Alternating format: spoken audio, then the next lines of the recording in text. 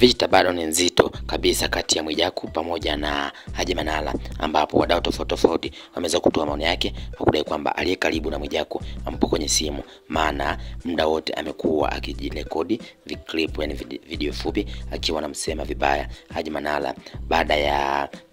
voice note zake kuweza kuvuja, ambapo DC wa Instagram Mwijaku amekuwa na posti za mfululizo kupitia kwenye ukurasa wake wa Instagram akimsema Haji Manara baada ya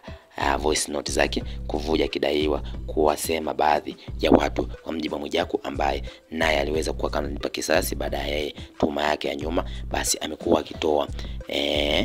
akiwa ametoa posti za mfululizo zikiwa zinaonyesha kumsema vibaya Haji Manara, kudai kwamba Haji Manara yeye alisaidiwa na mabosi wengi sana, hakukuwa na haja yote ya kuweza kuwasema mabosi hao ambao walimsaidia, huku akiwa anaonyesha wasiwasi wa kuendelea kufanya kazi na mabosi hao kutokana na voice note ile kuweza kuvuja, ambayo ilionyesha akiwa anawasema matajiri kibao ambao yeye Haji Manara anafanya nao kazi, na huku Mwijaku akiwa anadai kwamba kama anaweza kuwasema matajiri vibaya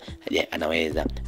akafanya kazi na nani, na kudai kwamba yeye Mwijaku anaanzisha kampeni ya kuweza kumfukuza kwa matajiri ili asiwe sehemu ya hao matajiri, kwa kuwa kama watakuwa sehemu ya matajiri basi kunawezekana akawa anachukua vitu akawa anasema vibaya kutokana na voice note hiyo kuweza kuvuja kuwa Haji Manara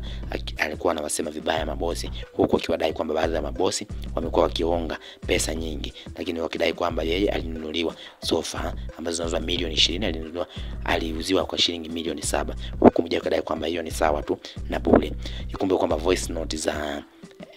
Haji Manara ziliweza kuvuja kwenye mitandao ya kijamii akiwa anasema baadhi ya mabosi wa hapa Tanzania na wale ambao wanafanya nao kazi kwa pamoja, ikiwemo GSM, huku wakidai kwamba kwa nini awaseme chini, huku wengi wakidai kwamba tabia za Manara ndizo hizo za kugeuka, yani anakusema hapa vizuri lakini mapazia anakusema vibaya, alisema Mwijaku.